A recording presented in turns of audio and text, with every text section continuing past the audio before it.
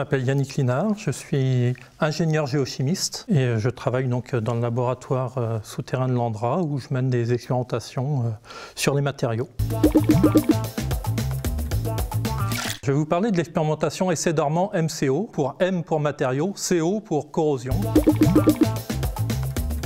Cette expérimentation au laboratoire vise à étudier la durabilité des matériaux. La durabilité, c'est regarder comment vieillissent les matériaux pour pouvoir prédire leur altération au cours du temps et pouvoir prédire comment se comportent les différents objets du laboratoire souterrain ou du futur stockage de déchets radioactifs. Concrètement, l'expérimentation, c'est dans un forage. On va mettre des cylindres usinés dans la roche, dans lequel on a fait 4 emplacements, et dans chaque emplacement on va faire des mélanges de matériaux. On peut mettre ce genre de petites plaquettes qu'on appelle des coupons d'acier, différentes nuances d'acier, qu'on va mettre dans un des emplacements et qu'on va entourer de poudre de verre ou de poudre d'argile. Dans un forage, on a 60 configurations d'échantillons, différents mélanges, et on répète ça 5 fois. 5 fois parce qu'on va venir démanteler chaque forage à une échéance de temps différente. Avec ces observations sur cette longue période de temps, on va pouvoir traduire une vitesse d'altération des différents matériaux et comment les interactions entre chaque matériau évoluent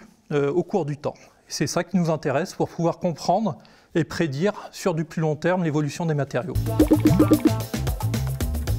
Des difficultés, il y en a. Il y a des difficultés techniques, surtout pour concevoir une manip qui va durer autant de temps. Plus les échéances sont longues, plus ça devient difficile d'extraire nos équipements de forage et de récupérer nos échantillons parce que justement les produits de corrosion forment une sorte de cimentation autour de nos forages, autour de nos échantillons. Et donc les extraire, ça devient de plus en plus difficile.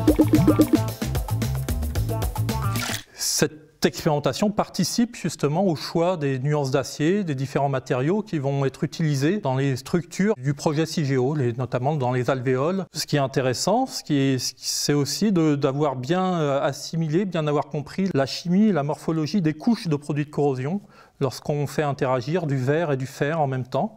Donc ça nous permet de bien comprendre les mécanismes et d'analyser la nature chimique de toutes ces couches de corrosion dans les conditions réelles du stockage de déchets radioactifs.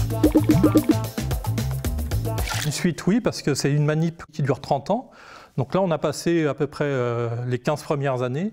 Il nous reste encore 15 années, donc on va démanteler les différents forages dans lesquels on a fait nos mélanges de matériaux. On en a démantelé un au bout de 2 ans, un au bout de 6 ans, le prochain sera démantelé au bout de 12 ans, et ainsi de suite pour couvrir une période de 30 ans.